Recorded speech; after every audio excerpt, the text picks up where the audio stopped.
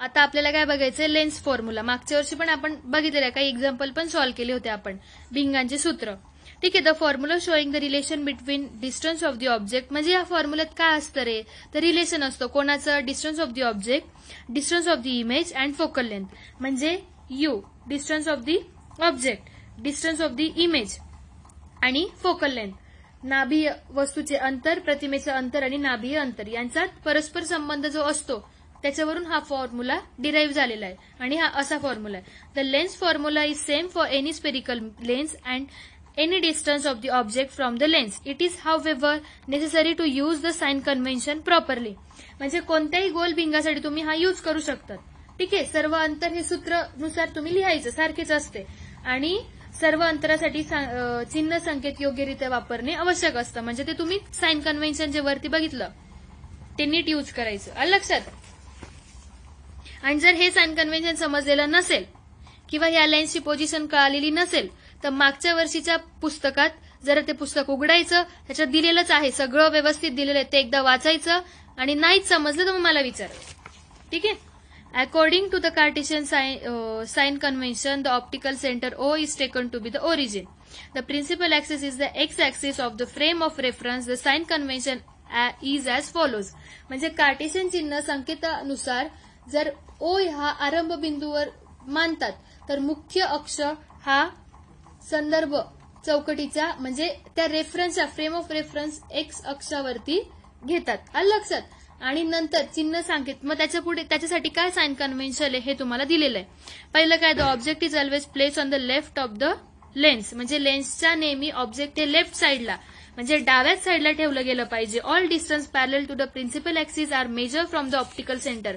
आणि जे पण अंतर तुम्ही मोजतायत प्रिन्सिपल ऍक्सिसला ते पॅरल असेल तर ते ऑप्टिकल सेंटर पासून तर प्रिन्सिपल ऍक्सिस पर्यंत तुम्ही जे अंतर मोजतायत मुख्य अक्षाला समांतर असणारी सर्व अंतरे हे प्रकाशीय मध्यापासून मोजतात. कुठून, ऑप्टिकल सेंटर पासून मोजतात. आलं लक्षात. कोणाला ते सगळे अंतर कोणाला पॅरल असतात, प्रिन्सिपल ऍक्सिसला. दुसरं, the distance measure to right of O are taken to be positive while those measure on the left or are taken to be negative. जर प्रकाशीय मध्याच्या उजवीकडे मोजलेली सर्व अंतरे धन मानली आपण तर डावीकडे मोजलेली हे अंतर ऋण असतात. म्हणजे उजवीकडे राईट साइडला जे आपण डिस्टन्स मेजर केलेलं आहे, जे मोजलेलं आहे ते पॉझिटिव्ह असतं आणि लेफ्ट साइडला जे असतं ते मेजर केलेलं ते निगेटिव्ह असतं. Distance perpendicular to the principal axis and the above it is taken to be positive. म्हणजे जर मुख्य अक्षाला लंब आणि वरच्या दिशेने मोजलेली अंतरे ही काय असतात, पॉझिटिव्ह असतात. म्हणजे जे डिस्टन्स परपेंडिक्युलर असतं प्रिन्सिपल ऍक्सिसला आणि प्रिन्सिपल ऍक्सिसच्या वरती असतं ते कसं असतं, पॉझिटिव्ह. आणि distance perpendicular to principal axis and below it are taken to be negative. म्हणजे ते अंतर परपेंडिक्युलर असतं प्रिन्सिपल ऍक्सिसला आणि ते प्रिन्सिपल ऍक्सिसच्या खाली असतं. म्हणजे ते लंब असतं मुख्य नाभीला आणि ते नाभीच्या खाली असतं, त्याला निगेटिव्ह आपण मानतो. पाचवं, the focal length of convex lens is positive while that of concave lens is negative. Convex लेन्सची फोकल लेंथ ही पॉझिटिव्ह असते पण कॉन्केव्ह लेन्सची फोकल लेंथ ही कॉन्व्हेक्स लेन्सची फोकल लेंथ ही पॉझिटिव्ह असते आणि कॉन्केव्ह लेन्सची ही निगेटिव्ह असते. आलं लक्षात. पण हा पॉइंट महत्वाचा आहे की focal length of convex lens is positive but focal length of concave lens is negative. आलं लक्षात. आता मॅग्निफिकेशन आहे. मॅग्निफिकेशन म्हणजे मागच्या वर्षी पण तुम्ही हे बघितलं होतं. तर magnification due to a lens is the ratio of height of image H2 to the height of image H1.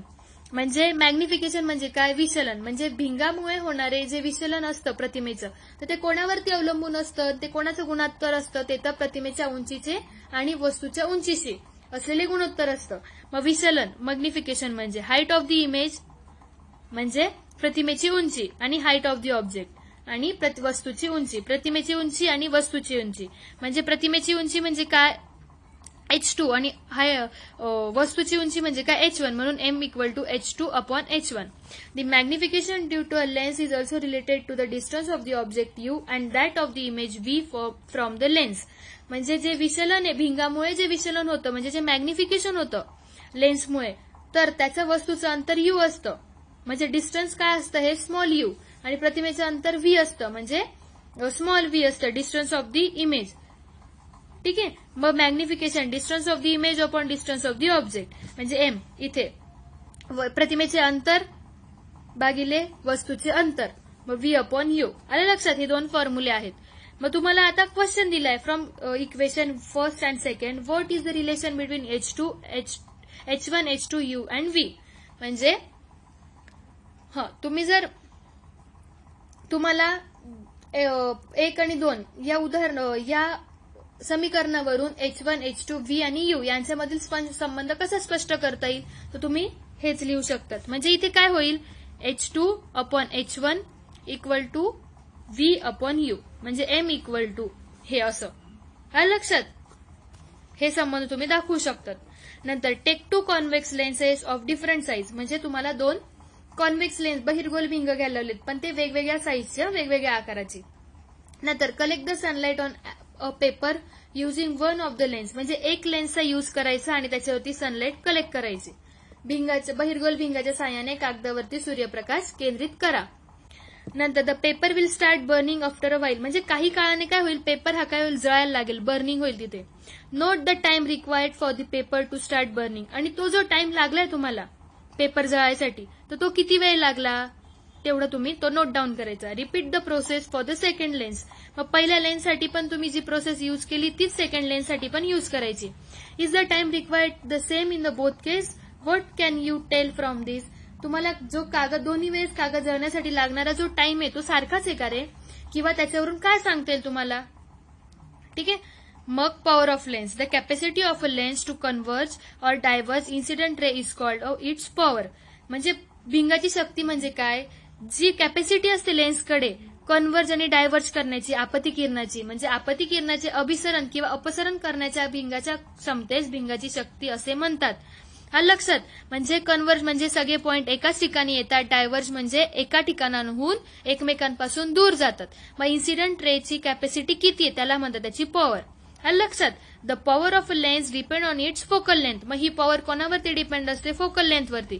मग power is the inverse of its focal length power ही काय आहे फोकल लेंथचा इन्व्हर्स आहे म्हणजे उलट आहे. If F is express in meter focal length हा कसा एक्सप्रेस करतात मीटरमध्ये. The unit of the power of a lens is dioptre त्याला म्हणतात डायोप्टर. मग 1/f म्हणजे इन्व्हर्स आहे. आलं लक्षात. भिंगाची शक्ती ही भिंगाच्या नाभी अंतरावर अवलंबून असते. मग भिंगाची शक्ती म्हणजे त्याच्या मीटर या एककात व्यक्त केलेली असते आणि नाभी अंतराचा व्यस्तांक होय म्हणजे इन्व्हर्स होय. मग भिंगाच्या शक्तीचे एकक डायोप्टर आहे. आलं लक्षात. आणि ते असं लिहितात 1 डायोप्टर इक्वल टू 1/1 मीटर. समजलं.